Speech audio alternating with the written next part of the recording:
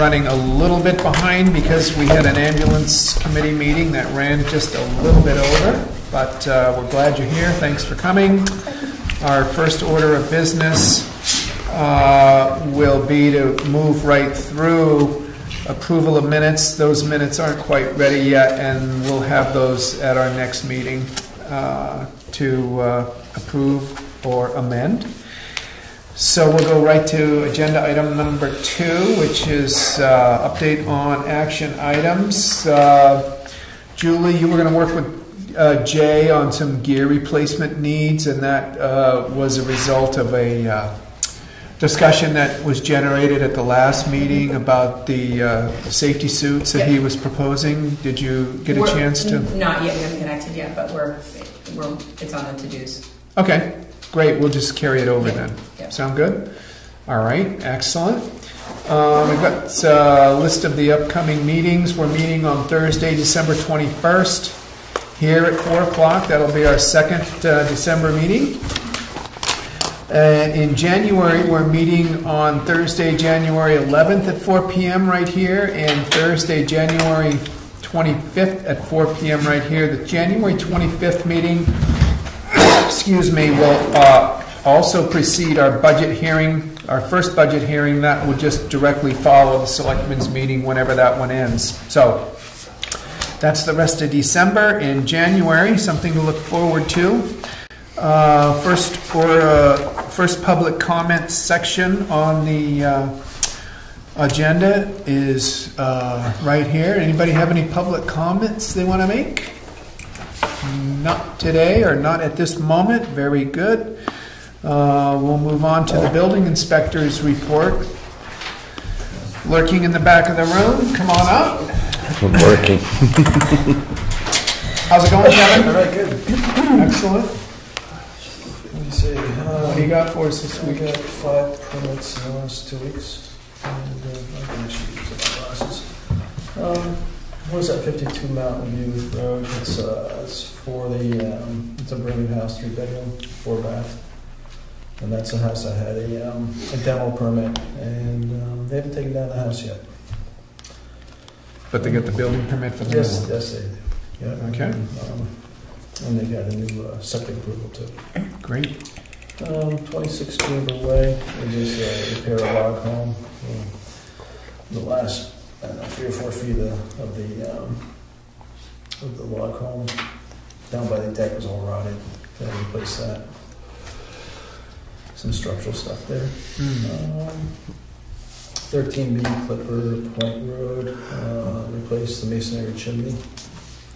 That's actually over at the Wentworth, and that chimney was condemned by Bergeron. There were some problems with the flow, so they're going to rebuild that. Do you check masonry? Yes, I do. For double? Yeah, for clearances too. Yeah, that's the big thing. The combustibles around the framing within. Yeah, around the chimney, right? Yeah, that's the big thing. Okay. So. And then number 4 and 5, they're units 29 and 31 at the Wentworth. They're on Wentworth Hall Ave. They're combo units, 4 units in a building. Basically replacing the roof and all the dormers on there, all the cheeks. They're all same thing. They got a lot of backsplash all rotted, so there's some siding and some plywood to fix. And that's what those. So there's 8 different owners in those 2 different buildings. And that's basically the permits for this week. Okay. On the first one, 3 bedrooms, 4 full baths. I think it's. I shouldn't say. It's one. No, it's basically 2 full baths and 2 half baths. Oh, okay. Yeah, that's the way it was written. And I think the approval was, I'm almost positive, it's for a 4-bedroom approval for that.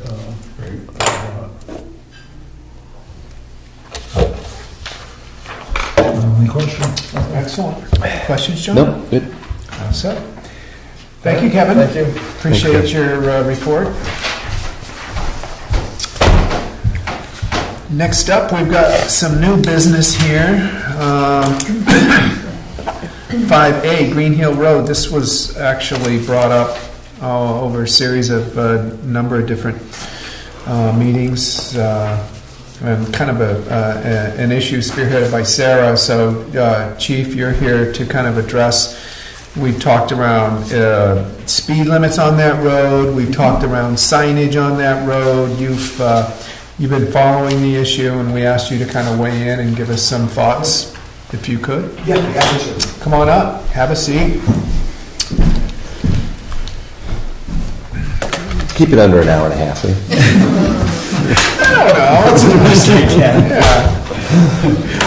Yeah. Okay, so I think I have a pretty good grasp of the concerns with Green Hill Road, and I think they're very common concerns that many people have in their neighborhoods and on the roads they live, and that is people driving too fast and safety for occupants, pedestrians in and around the roadway in particular. In this case, the subject of children playing has been brought up many times. So the first thing I did after the first meeting that we had where I started to be tasked with looking into the problem is I went out to Green Hill Road to look to see what we had for signage and if there are any structural deficiencies or roadway surface problems that would exacerbate speed as a problem. There is no speed signage on that roadway. In addition, there's no children at play signs, which is what is the concern for the residents. So it's basically void of signage. So my first thought was, all right, let's identify what the lawful speed limit is on the roadway. And the way you do that is you look to the statutes in the Motor Vehicle Code. The specific statute is 26560, which is entitled Basic Rules and Maximum Limits.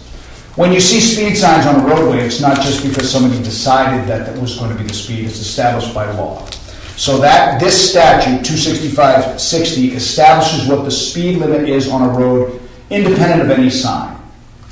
So on that type of road, under 26560, paragraph 2, subsection C, it is designated 35 miles per hour because it is a rural residential district as defined by 25993 or any class 5 highway outside the compact part of any city or town as defined by 229:5, section 4. I know that's how the law is written, so that's how I read it. We're all familiar with those. But which is the reason why signage is important, because all roads have a speed limit. But if you did not know this statute chapter and verse, you wouldn't really know what the speed limit is. 25993 defines what's a rural residential district. It's a district void of commercial enterprise and also is predominantly residential for at least 1/2 contiguous mile, which Green Hill Road definitely qualifies.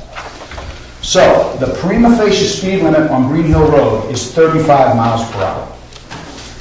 So the first order of business, I think, is people need to know that, because if they're driving too fast, vis-a-vis in excess of 35 miles an hour, they should know, because if we're going to take enforcement action, God bless you, the first thing people say is, I didn't see a speed sign. Okay, well, they would be right on Green Hill Road, because there are none. So I think to mitigate this concern, the first thing we should do as a community is post 2 speed signs at 35 miles an hour. One at the bottom, in the near bottom section of Green Hill Road, going out, and then one up fairly high, I would probably say the 16 side of Patriot Way, so that as they're leaving, they will see it, or even lower right before there's kind of a dip and a curve before you go down the big hill. So that way people going in know it's 35 and they're reminded coming out 35. Now the good news is, because it's not a through road, most people on that road live there. So they're going to be reminded consistently that it's 35 miles an hour. Now that begs the question is, what if 35 miles an hour is too fast? The lawful way to change speed limits in the state of New Hampshire is through and under the authority of 26563, entitled Alteration of Limits. in order for the select board to vote on a different speed limit, now notice I said different, higher, lower, what have you, they would have to conduct an engineering or traffic investigation. And after the engineering or traffic investigation, they have to consider the reasonable and safe conditions found to exist, and then these are their options if they find that that speed is unsafe. They can decrease the limits at intersections, increase the limits within an urban district, that does not apply, decrease the limits outside the urban district, but not to less than 25 miles an hour. That's the lowest the speed can be posted. So that's the authority they have, but it's only after an engineering or traffic study.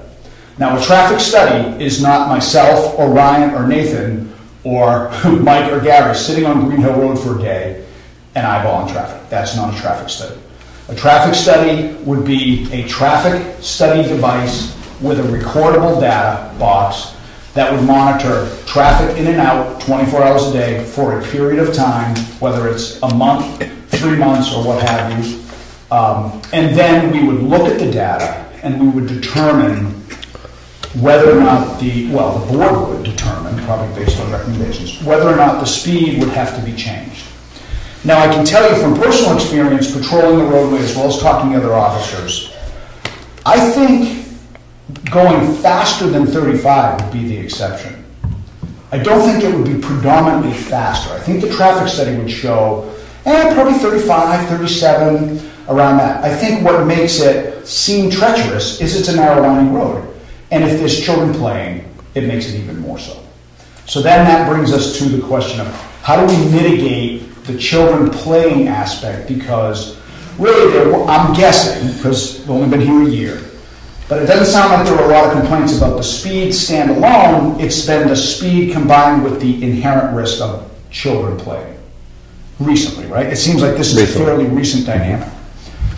So how can we mitigate the children playing and the speed? Well, I already talked about posting the speed lines. I think the second step to mitigate it would be some form of signage about children playing. But let me talk about signage for a second.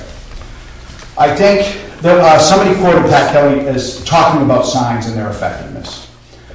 I tend to agree with the road agent that signage, particularly warning signs that have no enforcement component, after a period of time become kind of white noise.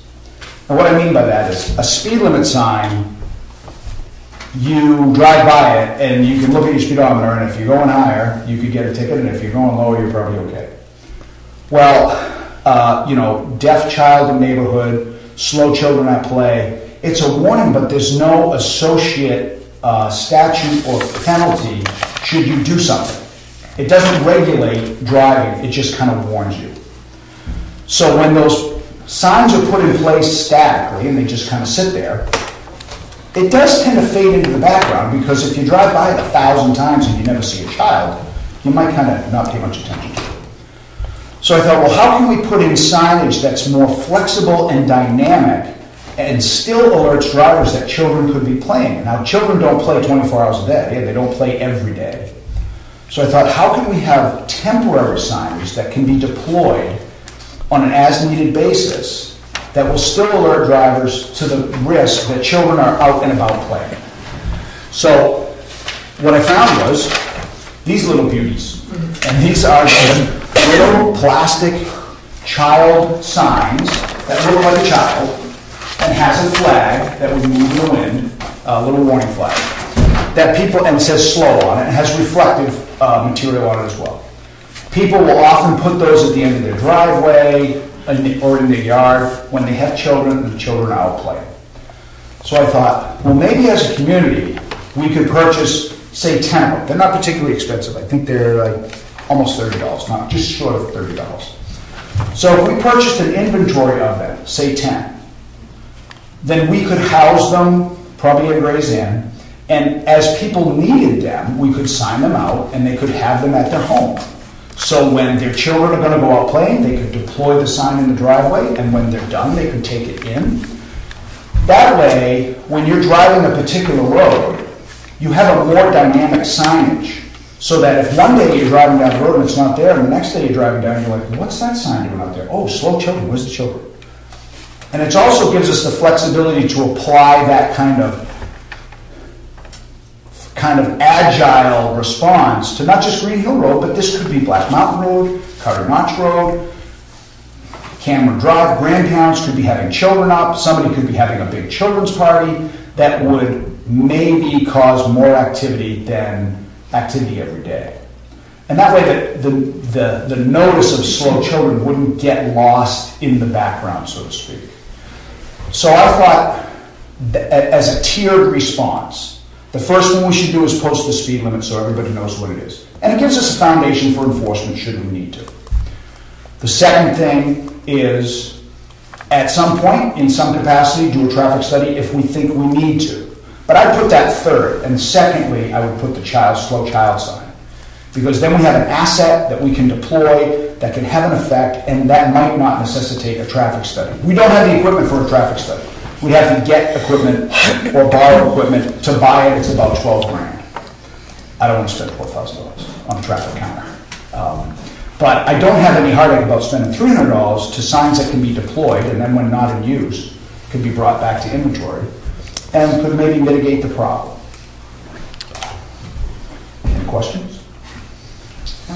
You're talking about children at play, but we also on our road, Sarah Clemens, have persons that walk their animals. For instance, we just had a snowstorm. There are no sidewalks. And 35 miles an hour, be it a young person or older person, walking not only in daytime, but at nighttime as well with their animals, I feel that 35 miles an hour is a rather high rate of speed. Okay, I'm not disagreeing with you. What I'm saying is the law demands that that road be posted at 35 miles an hour unless we do some other things. Mm-hmm. And those other things, I don't know if the posting and the slow children signs, if it might mitigate the problem. So I'm not disagreeing with you. I like to make decisions based on data and data over time, not just speculation or just, colloquial observations, because maybe your observations are different than somebody else. But I like to have data to support those kind of recommendations, and we don't have that data yet. So I'm not disagreeing. Bill? Yeah, Bill Coleman, 76 Green Hill. What would be the cost of a rental? I mean, if you're saying $12,000 for a piece of equipment, are there other agencies like the Sheriff's Department that would be willing to, let's say, rent their equipment? I mean, I don't know. They probably wouldn't rent it. I don't know if they have it, so I don't know. Well, no, but what I'm asking is the research be done? I mean, to throw out $12,000, that's a big thing, but I will welcome you to come up to our driveway and sit in our driveway. We're not spending $12,000. Yes, and I appreciate that. This is you just mentioned about the children. The local neighborhood has grown a population of children. I mean, they moved into the neighborhood, which brought this concern. But this has been an ongoing issue in that section of the road for many years. That's what I would like to have stated, that it's not just, primarily the children and pedestrian. Yeah. But this issue about, you just talked about it, is a roller coaster. Oh yeah, I mean, it's a mountainous road. You come down off that road and you automatically gain speed. So by the time you get to the section where you have, let's say, dwellings, they're going at a high rate of speed. I'm not saying it's done intentionally, but awareness is a very good thing. But 35 miles an hour through where those housing sites are, I think it's too high. I'm not disagreeing with you. Mm-hmm. What I'm saying is the law demands that if it is posted, if we're going to put signs up tomorrow, it has to be 35. No discretion. As far as parking and driveway monitoring traffic, we did directed patrol for about a week when this problem first was brought to our attention. We did not issue any summonses. We didn't observe a lot of fast cars, but this might not come as a surprise when the police are parked somewhere and they're watching traffic, suddenly everybody slows down. So, however, unlimited problems, limited resources, we certainly can't dedicate a patrol car 24 hours a day to Green Hill Road, as we cannot to any road, no slight to the residents. So that's why I feel the first level of mitigation is the posting of the speed limit. And I think that's the most important thing, because if everyone was driving 20 miles an hour on that roadway, and there were children playing and pedestrians walking, and pets walking, no one would be concerned, because cars would be driving like break speed. So the dominant problem to solve is not signage, it's speed of vehicles. How do we mitigate speed of vehicles? Signage and enforcement. Let's start with the signage. Then, as we do every day, we routinely patrol those roads. That's the enforcement and the presence. And then I have another option, if everybody chooses to do it, totally up to you, to mitigate the children at play and the dynamics involved in signage. So, Questions, comments from the board? Are there any other Green Hill residents here? Melissa Marcotte, I live at 58, which is right where the people are driving too fast and the houses are really close to the street.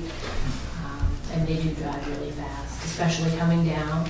And I have 3 girls and an animal, and my house is really close to the street, and sometimes I'm looking out my window and seeing the cars drive down and go, and I go, wow, they're going really fast. So, and do you have children? Yeah, I agree. Would the child with the flag sign be effective for you? I think if I knew my kids were going to be outside playing, yeah, sure. I mean, it's my kids walking the dog up the street, and then we turn around at Hemlock and they come back. And right at that area is where people really pick up speed, especially coming down. And there's not a lot of, well, like now with the snowbanks, there is not a lot of space for sure. I mean, I like that idea. I do think that the speed limit signs are a good idea. I think 35 is kind of high, especially for that space right there. And then maybe, even though you said in the background it turns into white noise, like a slow child sign coming down, just to remind people that I mean, at first it will catch their attention, but that's where they really need people to slow down, is coming down on that side of the road.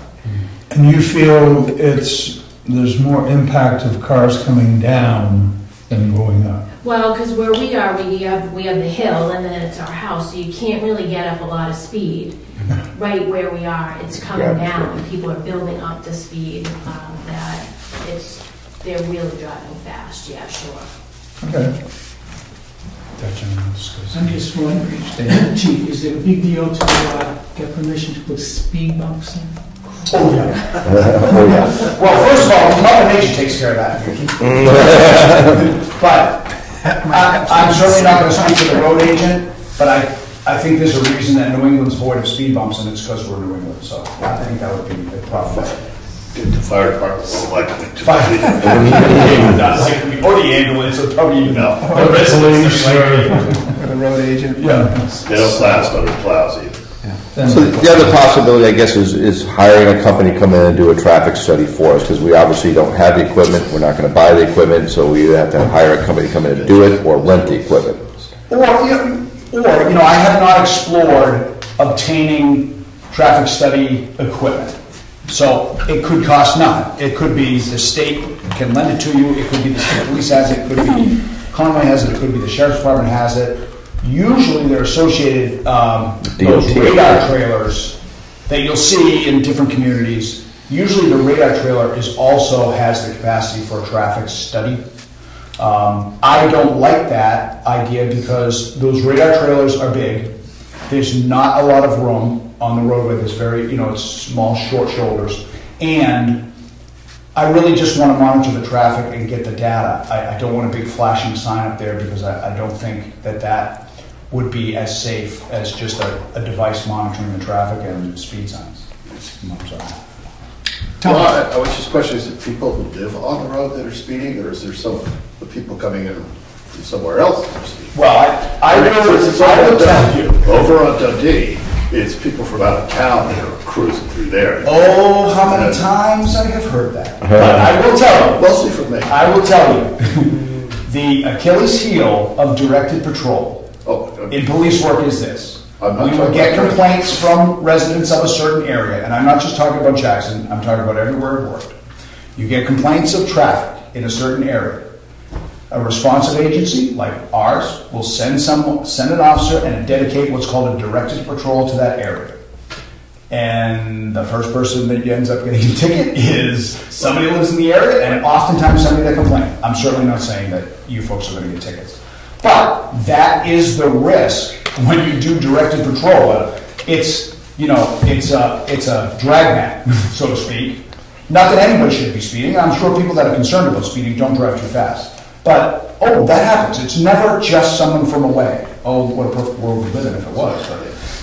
But a conversation with those people to say, there are children here, that's where I was going with it. Yeah, well, that's important. And that's why I like that, the agility of those children at play signs. Even like if you have children and they take the pets for a walk, if you're like, okay, kids, put the sign out when you go out, it makes people think. I didn't see that 2 days ago. Now I see it. Why is it there? Now my foot's on the brake. Now I'm looking for kids. Who's playing? Where are they playing? It has an effect. As opposed to a sign that they drive by and they're thinking about dinner or they're thinking about going to work. And so I like the flexibility. I like the pop-up nature of it. I think it's more effective. I think it would be more effective on that roadway. Sorry. Why not both? I mean, you just said the sign is passive. You put it up at the top of the hill, the side, children at play, and at the bottom, plus these, the little images you're talking about. I mean, my thing is it keeps echoing in my head, is I don't care who's speeding. If someone gets hurt on the road, sure, that's irregardless whether they live in the neighborhood or not. I mean, that's the point, let's say, here, is that it seems, at least my opinion, that eventually someone could get hurt. So why not get proactive about it with your speeding signs and with your other signs, and support everything, and support, let's say, some sensibility. My recommendation disputes doing the signage or trying to, mitigate, I guess, what is high speed or people picking up speed on the downhill run. So, I just want to make a point, if I may, Bob. My recommendations and my review were independent of highway signage. And I'll tell you what, I'm not the road agent. I'm not a road engineer. I'm not an expert on road signage. The town road agent has far more experience with signage. That was not going to be a component of my discussion because that is not my area of responsibility or expertise. So I was trying to cover the bases that are my responsibility, which are speed, the statutes, the law, and then came up with a flexible solution. So as far as additional signage, I'm not the guy to talk to. So I think that a lot of this is really designed to do the same thing, and that's increase the awareness of what the speed limit is up there and why it's important to maintain your speed at or below the speed limit.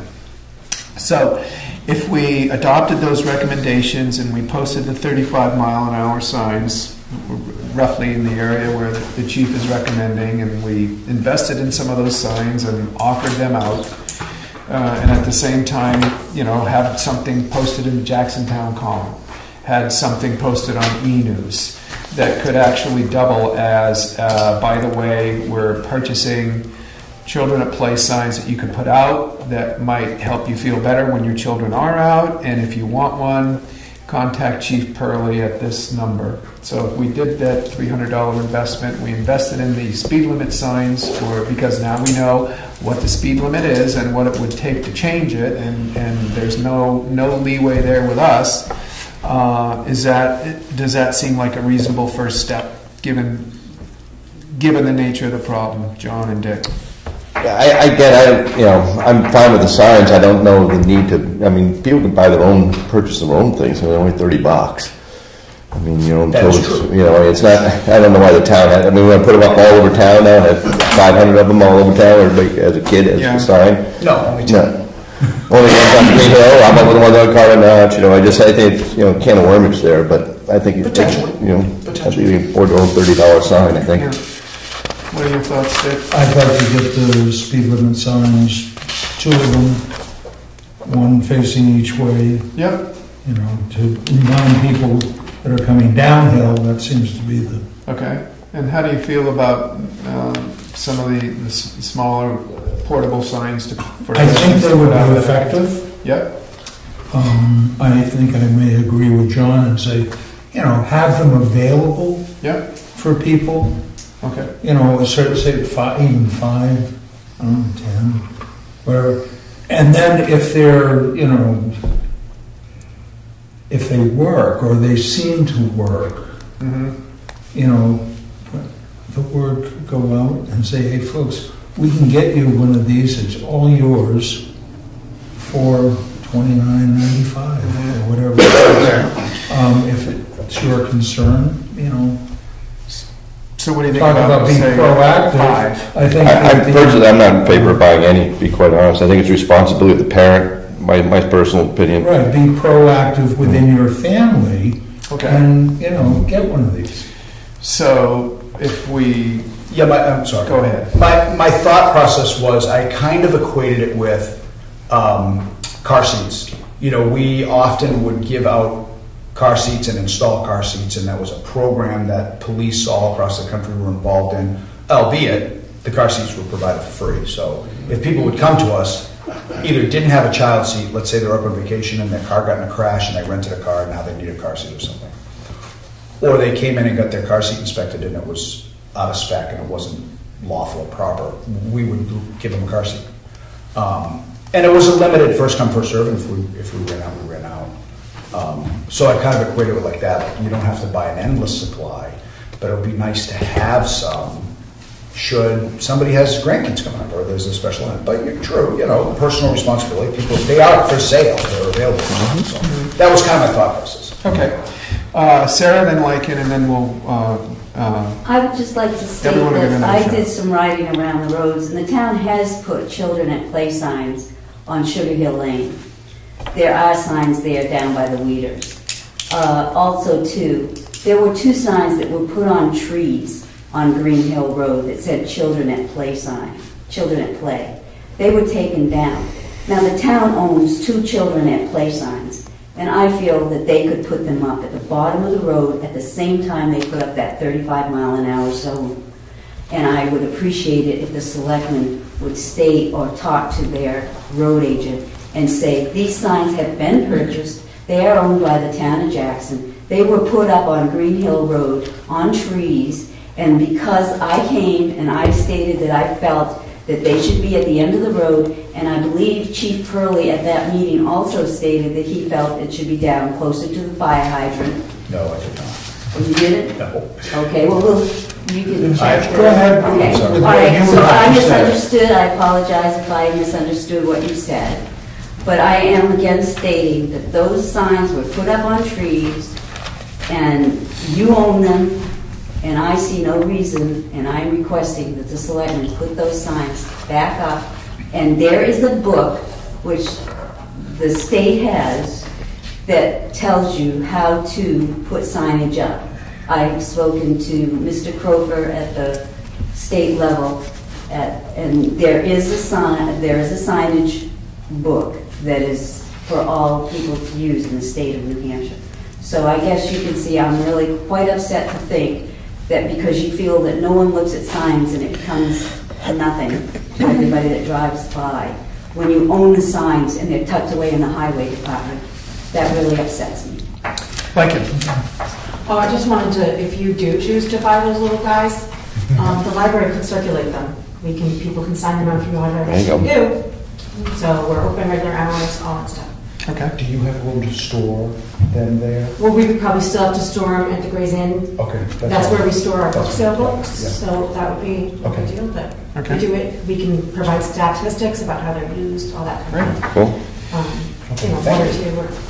And Melissa? Yes, I just have a quick question for Chief Curley, because he knows the law, and I was wondering if the speed limit, there's any exceptions to the speed limit, where you might have a small cluster of kids, where I don't know if it's a residential area, I believe it's a 25 mile per hour speed limit, if you looked into any other, like, laws around that, where there might, that could change, where, obviously in a school zone, it's 20. No. If there's any exception to that, where we could lower it in that space, Yes, yes. without doing the traffic study. No. That's the quick answer. The lower speed that is established by statute would be 30 miles an hour, and that would be for an urban district. But, maybe Main Street would qualify, maybe, if you really looked at the definition of urban district, but Green Hill Road would not. So, no. All right. There's a 25 mile an hour speed sign too, isn't there on Pond Hill where there's blind driveways? There is one there. I was just going to mention that, and I don't know. That was posted. I don't think it was. Do you think there was? I don't think there was. I can't swear to it, but I don't think there was. So there is a 25. There is an exception. So legal. There you go. When signs are posted, there's a prima facie assumption that a sign is posted lawfully and in concert with statute. But that's a prima facie belief, meaning it's assumed it's correct unless it's proven wrong.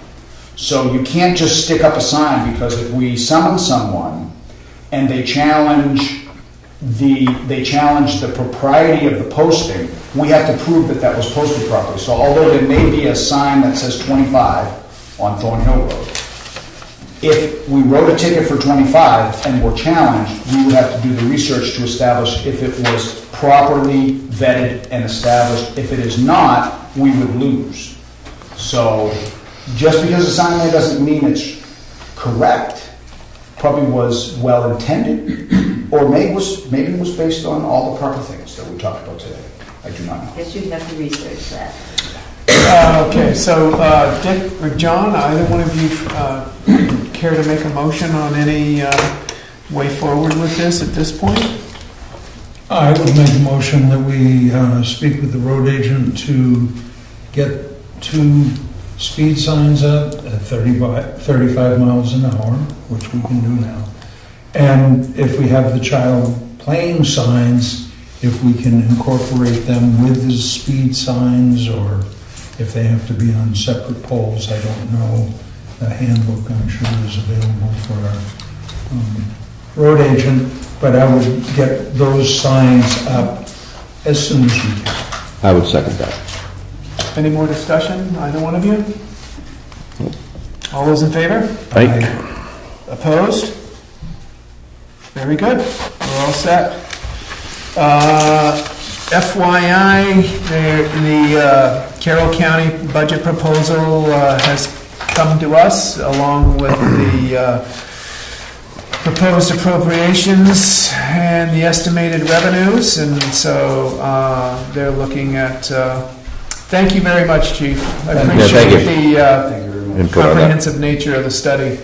My pleasure. And I still think it's a good idea if we put out on E-News or Jacksontown Column that if anyone has interest, we could look into that, provide that, and maybe we don't have a motion here to purchase any, but it would be interesting to know if there is interest in doing something like that. I'll take care of it straight away. Thank you, Chief. Am I off the agenda? Am I done? All right. Yes, you are. Okay, so yeah, the nothing to do there. The Carroll County budget and the estimated revenue for next year is in. Lycan is here for a library update. Lycan, would you like to come on up and Would you like me to come on? update us? Yeah. What's going on? Well, I just wanted to come and tell you some of our winter stuff if you Yeah. want one. So we are collaborating with Jackson Ski Touring and Storyland to make some permanent story walks, which we're super excited about. So there's one, it's a story ski in the winter. So it'll be, the signs will be right off the trails that go out through the woods just behind the library. They're permanent signs. And so the idea is to have them change weekly. So we're buying 2 copies of the book and actually physically cutting up books because to avoid copyright infringement, which is important to us. And it's cool. Storyland made these book holders that look like books. And so the idea is that you read a page of the book every 100 feet or so, and by the end you've walked a mile. They have them at the 100 Acre Wood. I don't think I heard a rumor they're not doing them anymore this year anymore. But we're really excited to collaborate with Jackson Ski Touring and Storyland, and there's lots of buzz, and it's going to be really fun. So we're doing one here. It's going to be free. If you're reading the signs, you don't need a trail pass. Dogs are okay. Boots are okay. The whole 9 yards. Next year, I would like to get somebody to donate us some equipment so that people could sign skis out of the library and then go do the trail. But we'll wait and see how it goes. Or snowshoes. Or snowshoes or whatever. So those trails are groomed? Yeah, so I got this idea when I first started, and the ski grooming goes right by the library. And I thought, well, gosh, why aren't we're not even on the trail map. You know, we've got Coco. Why not? And people do often ski to the library, so I wanted to collaborate with them more. And so we did our pumpkin people to sort of start to create buzz that was skier. And sure. So that's our biggest thing. I've been devoting a lot of time to sort of managing all the players. But I think it's going to be really neat. The story walks we've done the last 2 summers have been very popular out around the library, and I often see, just like I hoped, people using it. It's a way to engage the community when the library's not open because we have such limited hours. So I like the idea that families can come and do something that reminds them the library is important even when we're not there. So that's our biggest one this winter. We do our monthly program still. And so we just had Dominique Dodge play at the library last week on Saturday. And I try to decorate, so I have an outdoor Christmas tree outside the windows, so at night the Christmas tree is lit up out the back windows. It's blown over right now. My engineering needs work.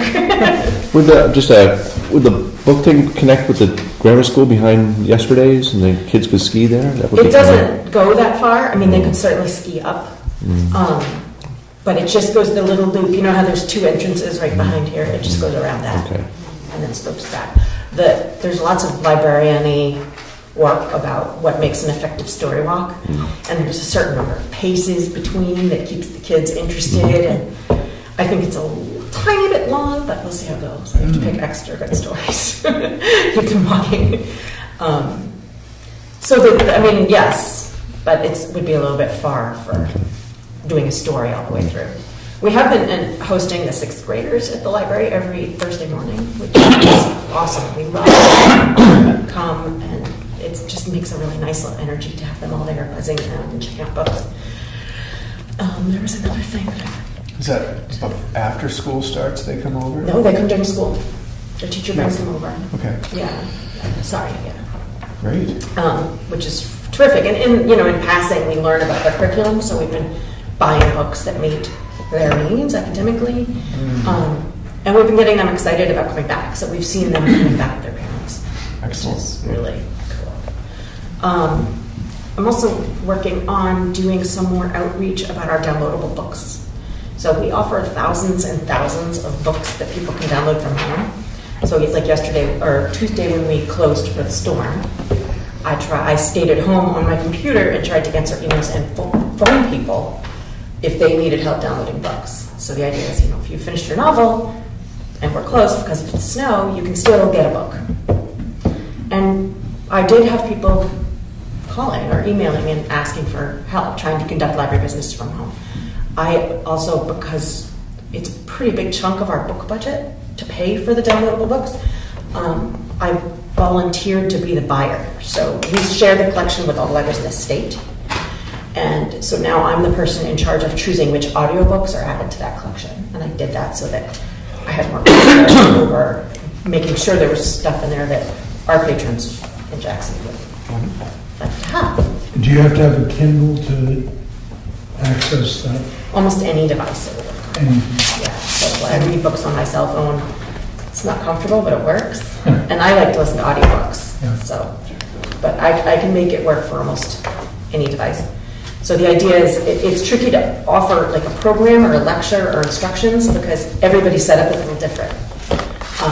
But I'm there all the time for people who need help accessing it. You know, there's one person in the community who doesn't feel comfortable downloading, so every time his book is done, he comes back and has me download it onto his phone. I know his password, he just hands me the phone, so I ding, download it for him, and he goes home. It's wonderful. So we do that. So that's mostly what we're working on. A lot going on. Stuff. Yeah, there's always a lot going on. Yeah. I really love having the updates, so come as often as you can. Okay. All right. I'll turn that down.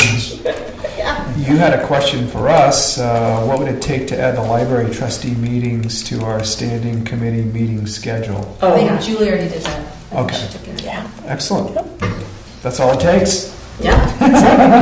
Wonderful. Well, thank you for coming, and really excited about all the vibrant stuff you got going on over there, so keep up the great work. Thanks. We just need more folks to come. No. Little at a time. Yeah. Thank you, Lycan. Good to see you. All right. That's the library update. We have a safety committee recommendation. Tom is here. If we have questions, or Tom, if you'd like to come up, fill us in on the generator recommendation. Keep it really short. Okay. So, found out during the flood, in this building, the fire department have sort of portable, manually installed generators. And decided as a safety committee that 2 buildings were critical because of the police and because of the fire to have uninterruptible power. Not per se for short-term loss of electricity, but in case we lose the grid on a larger scale, we're out for a couple of days.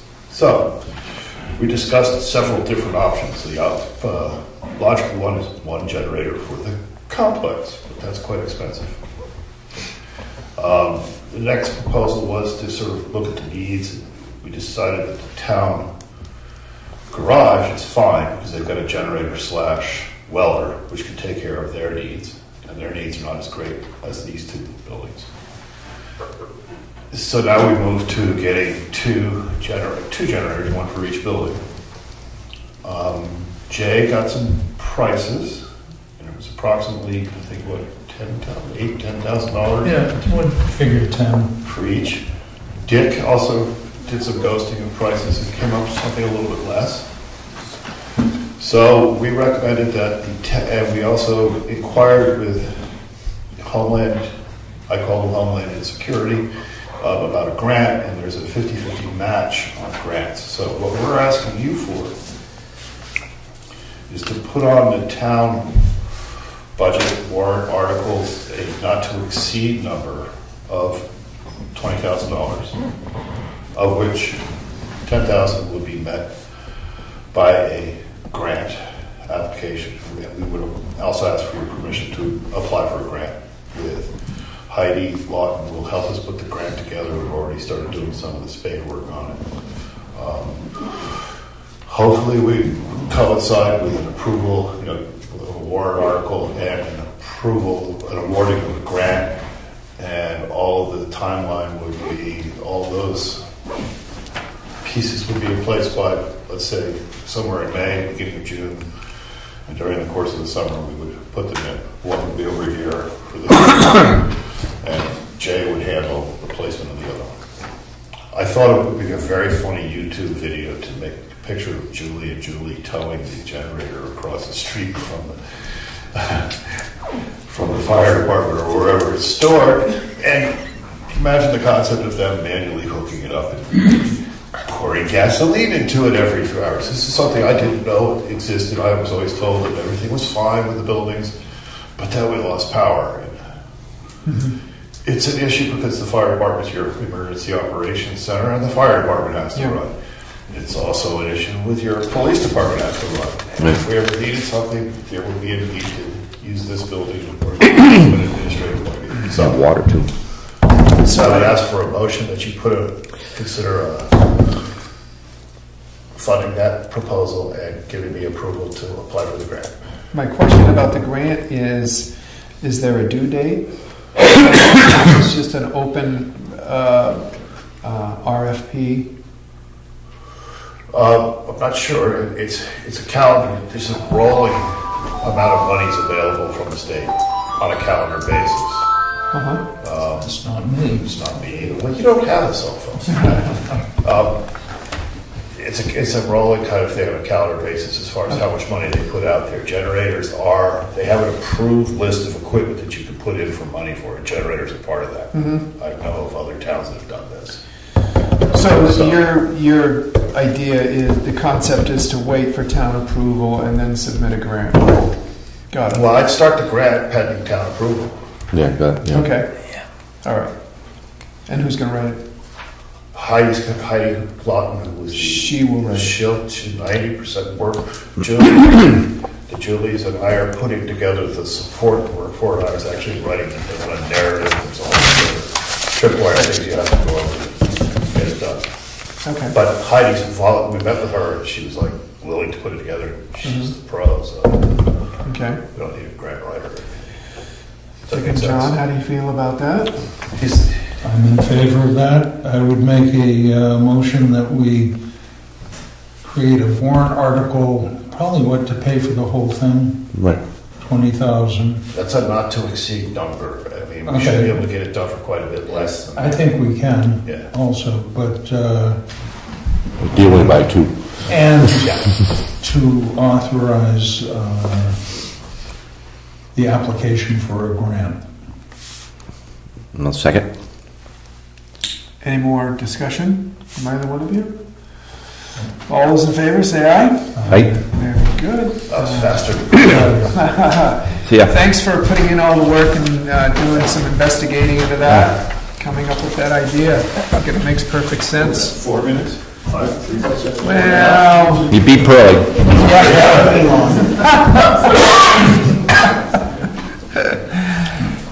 and just an FYI, the tax anticipation note renewal is here with us, and so it's time for us to sign the note again. There's about 7 or 8 different spots for signatures on that. That's kind of an automatic renewal thing for us. And then the health insurance rates and renewal update. And this is just to kind of refresh and review what we do when we come up with our health insurance rates. We look at the plan rates and the plan options that are out there available, and we introduced plans with deductibles just a few years ago. Up until a few years ago, we had 0 deductibles. So we did that primarily because the tax impact of those higher insurance plans, the Cadillac plans is what they were called, that have no deductibles, were going to not be, would be cost prohibitive. And we basically compare our current plans against new plan options that are out there. Employer costs increased by 13% last year, and we try and keep employer costs consistent with every plan that we offer. I think that came about because people wanted to know how we go about determining what kind of health insurance rates are out there for our staff, and I think that's pretty much in accordance with what most towns and municipalities around do, as well as school districts. So I think we've just asked to kind of explain what how we go about that, and so that was an FYI into the record. Old business is transfer station updates, 6A. John? The sorting table is up, and walls or holes to put things in, and things are going pretty well. They do have some samples up there of what goes in which bin with the plastics, which is still troublesome for people, and I think we still need more information on that, but at least we have some samples out there so people can see what goes in what bin. So that's sure a sign that there's major recycling going on there as a result of the renovation, is that when we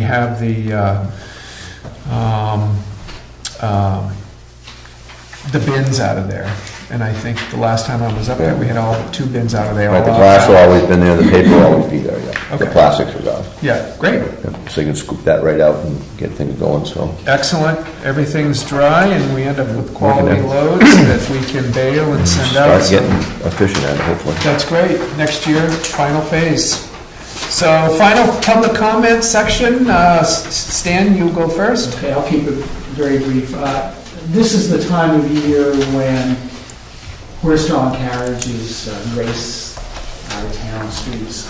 I calculated that the Chamber of Commerce horse-drawn carriage rides will total almost 50 rides between Thanksgiving and Christmas. Each one has 2 horses. You probably know where I'm getting to here. And each one of those horses is dropping their stuff on the street, as far as I know. My wife and I take horses in town all the time. On weekends, it stinks. It's a health hazard. Cars are spreading the manure all over the place. The state of Massachusetts does not allow any horse-drawn carriage on the street unless there's what they call a diaper, or something to catch in the mule. Now, I would like to see if we can't consider some kind of law that requires all horses on the street to wear a device to catch the, I mean, these are huge piles from 80-some horses a season right on our streets. Doesn't seem right. All right. John or Dick, any response? I don't know what I thought they were supposed to clean up after themselves, I thought was the game I plan, don't see but anybody cleaning up. I've been watching. it was my understanding, but. I think we need Waxler Fortune to come in. It was a movie, and he was an Irishman that went around and scooped it up and sold it for your window box. It still stinks. I mean, even in basketball, they couldn't. They have somebody. Well, now they have to have a diaper, but it stinks. Sarah, your turn. Yes, the last meeting, I gave you paperwork on how the town of Bartlett does their staff salaries for the fiscal year. And I had gone to the SAU and I got the town of Jackson's format the same way. And it has their assignment, their annual salary, longevity, statutory benefits, and then the total wage that a person gets. It also, and it notes at the bottom of the page that health, dental, and life benefits provided by the district is an estimated, and it gives the total. Right. I would like to know if this will be available for us at the budget hearing in January, that we can have the same documentation in the format that I gave you and showed you. Well, we haven't finalized any kind of format that we're going to have at the budget hearing. It's certainly something that we're considering. So, yeah. Okay, so can I ask another question? Sure. Is it feasible that if I go to Julie, and I think she has a copy from what I gave all 3 of you, a copy of it, that I can ask her in the right to know to have it done this way for the budget? Well, the right to know is to access information. The right to know, it's not the right to control. Yeah. No. So we're not going to tell anybody. I'm not saying. Okay, well then think about what you just said. Well, I'm just asking how can we go about getting this physically I'm doing this is the dialogue, and we're going to sit down, and we'll look at it, and we'll create a document that we would like to put forward. So, and we got it 2 weeks ago. We got one copy here to look at and ponder through. We had questions. Is this something that's in their annual report, or is this just something that Becky Jefferson put together for you, or what? So we asked some questions and looked into some things, and so we've got the comments, and we appreciate it. Okay, but I would like to state it is in the yearly town budget booklet that goes out in Bartlett. That's where I saw it. Great, thank you. Any other comments? Stan, you've got one more, at least. Should I take your non-response to mean that there's no particular concern about the issue? Well, I'll tell you that, this is the first that anyone's brought it to us. Okay, so we typically don't turn around and make decisions about something that's brought forward in citizens' comments. I would say that it's maybe something that I don't know if it's the chamber or if it's Nestlenook or who it is that sponsors. I think I'm sorry. Nestlenook tends to stay on the property. Okay. I'm sorry. Thank you. They're gonna stay in there. Thank you. Any other comments before we wrap it up? Thank you. Okay, well, hearing none, I'll entertain a motion to adjourn. I'll make that motion. Second. Second. Okay, all those in favor say aye. Thank you.